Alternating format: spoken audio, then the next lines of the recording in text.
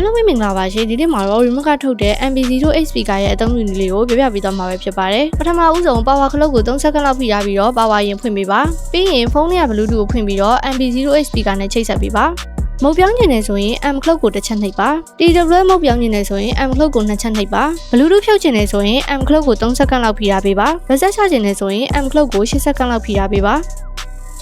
အတန်တိုးခြင်းရင် minor clock ကိုတစ်ချက်နှိပ်ပါအရှိရတဲ့ချင်းကိုပြောင်းချင်တယ်ဆိုရင် minor clock ကို3စက္ကန့်လောက်ဖိထားပေးပါအတန်ကျခြင်းတယ်ဆိုရင် plus clock ကိုတစ်ချက်နှိပ်ပါနောက်တဲ့ချင်းကိုကြောခြင်းတယ်ဆိုရင် plus clock ကို3စက္ကန့်လောက်ဖိထားပေးပါတချင်းရခြင်းတယ်ဆိုရင် playbox clock ကိုတစ်ချက်နှိပ်ပါ echo အတန်တိုးခြင်းတယ်ဆိုရင် R minor ကိုတစ်ချက်နှိပ်ပါ echo အတန်ကျခြင်းတယ်ဆိုရင် R plus ကိုတစ်ချက်နှိပ်ပါ mic အတန်တိုးခြင်းတယ်ဆိုရင် mic minor clock ကိုတစ်ချက်နှိပ်ပါ mic အတန်ကျခြင်းတယ်ဆိုရင် mic plus clock ကိုတစ်ချက်နှိပ်ပါ mic အဖွင့်ပိတ်လုပ်ခြင်းတယ်ဆိုရင် mic clock ကိုတစ်ချက်နှိပ်ပါ EQ မို့ပြောင်းခြင်းတယ်ဆိုရင် EQ clock ကိုတစ်ချက်နှိပ်ပါ speaker အတန်ကိုပိတ်ခြင်းတယ်ဆိုရင် EQ clock ကို3စက္ကန့်လောက်ဖိထားပေးပါ vocal တန်ကိုလျှော့ခြင်းနဲ့ဆိုရင် AE clock ကိုတစ်ချက်နှိပ်ပါ call CD ကိုဖွင့်ခြင်းနဲ့ဆိုရင် playbox clock ကို3စက္ကန့်လောက်ဖိထားပေးပါကဲဒါဆိုရင်တော့နောက်တဲ့ဗီဒီယိုတွေမှာပြန်တွေ့ကြပါမယ် channel လေးကိုလည်း subscribe လုပ်ခဲ့ပေးအောင်နော်